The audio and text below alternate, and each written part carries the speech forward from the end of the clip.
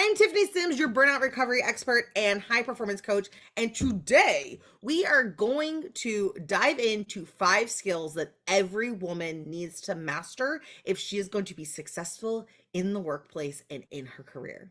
Are you ready? Let's go. One is stress management. Everyone gets stressed. It's part of life. And how you manage that stress and how you interact with others is going to determine if you're someone that people want to work with or they're running to the hills. And how you manage that stress is going to set you up for promotions or they're going to hold you back from them. And all right, skill number 2 is learning how to network for growth. This is a skill that I really struggled with in my 12 and a half years working for a Fortune 250 company. I thought that networking was icky because everyone's like, paints this picture of you never know when you're going to need someone. And I was like, it feels really wrong to make a connection with someone because I might need something from them in the future. But that is not what networking is about. Networking is about forming connections that are beneficial or mutual of just knowing of someone, because I can't tell you how many times that I've been in a conversation with someone new and they express a need. Like they need someone who can talk about stress management. And it's like, oh, I know so and so that I met at a conference 3 years ago that I've kept in touch with. Let me get you her contact information. She'd be perfect for this. She'll help you out. And so, like, it's not always this give or take. It's like getting to know people as people and learning about them. And then in your interactions, you never know, you might make a really great friend, you make a really great contact in your industry, someone that you can call to just say hello and shoot the shit with. And then those moments arise where someone has a need and you're able to make that connection for someone that's mutually beneficial to these two people that you thought were great, and you've just made this career connection for them. And sometimes I've been in situations where that connection has been like a 20 grand gig for someone and has served an audience that where there was a need. And so anyway, I digress.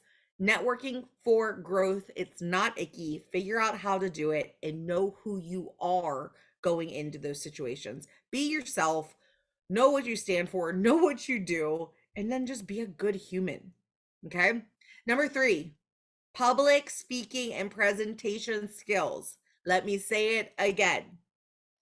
You need presentation skills, because whether it's doing a video like this, sitting across the table from someone, you need to know how to articulate what's in your mind, articulate the stakes, articulate the benefits of this program that you're promoting, how to articulate your job description, how to present yourself in a way for a promotion that you are the obvious candidate.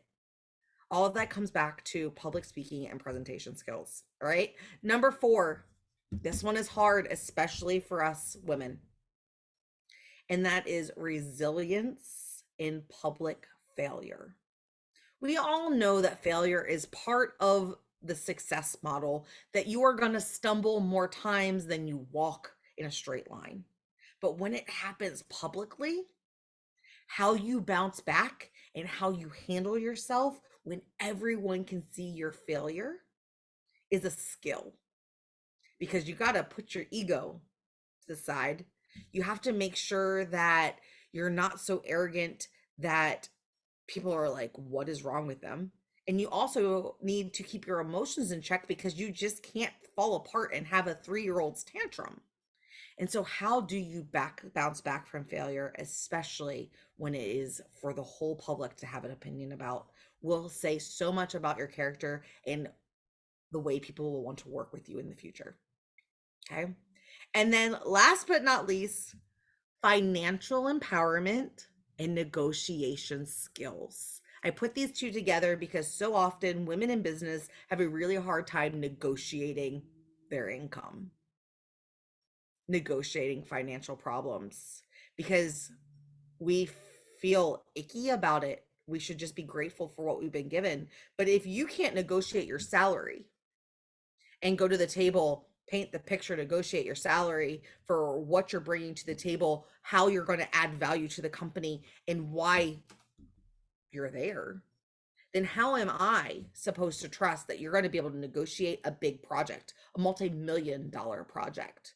How am I supposed to know that your financial awareness is strong enough that you're going to be able to handle a multi-million dollar contract, whether it's inventory, services, all of the above?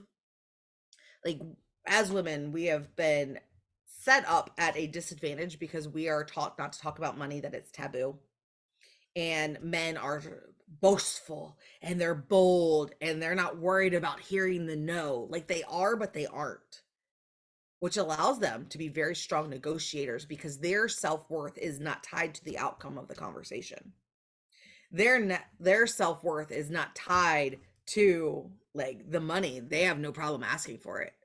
And so as women, we need to be able to step up to the plate. Am I saying go be like a man? No, because they have their own skills, but there is a way in a femininity that you can um express and go about those conversations with ease and all that feminine power that you possess without being a wallflower, without being a doormat, and without running out of the room ready to cry because you were so uncomfortable.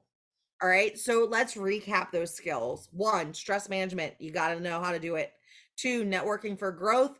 Three, public speaking and presentation skills. Four, resilience in the face of public failure. And five, negotiation skills, including financial empowerment. If this was helpful, please hit that like and subscribe button, and we'll see you next time.